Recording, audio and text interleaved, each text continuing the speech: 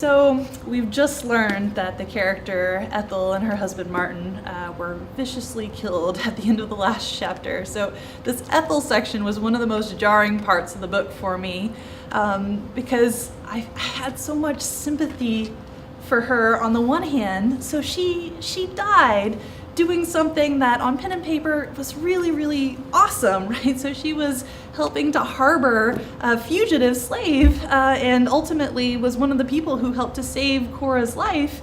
And then she ended up dying as a result, very gruesomely died as a result. Helped to harbor a fugitive under really dangerous, scary circumstances. So even though she wasn't very likable, it made me feel for her.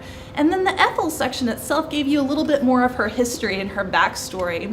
And I think one of the main things that helped to humanize Ethel a lot for me was to understand where she was coming from. So her father was a slave owner who separated her from her best friend when she was a little kid, a little black girl that she spent a lot of time with, and then all of a sudden, without much explanation why, she wasn't allowed to hang out with her anymore.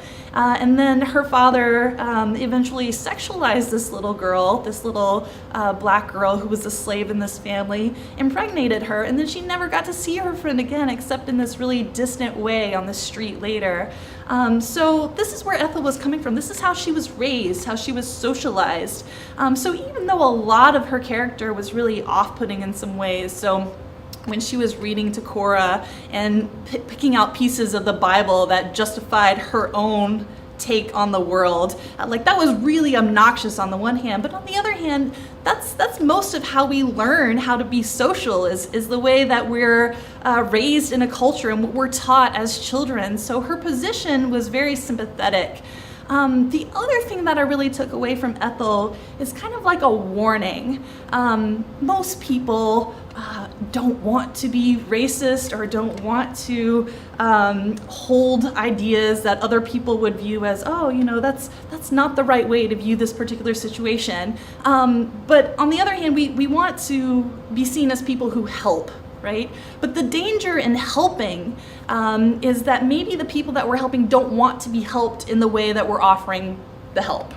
So there's a notion of being a white savior, right? It's a trope that you see in a lot of literature, including in the Underground Railroad. Ethel, when she was a child, she wanted to be a missionary to darkest Africa. She wanted to help people, but the way that she wanted to offer help probably wasn't the way that people who were living in that Africa at that time in Africa would have wanted to be helped.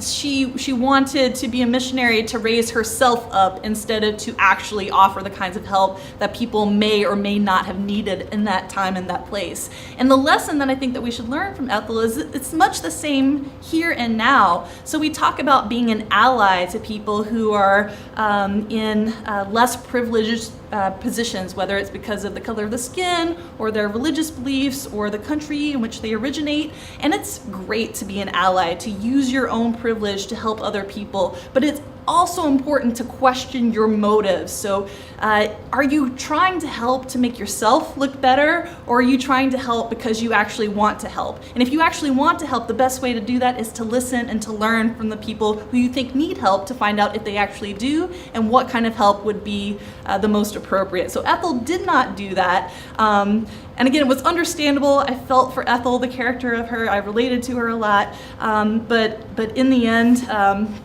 she failed in a lot of regards despite being a really sympathetic character.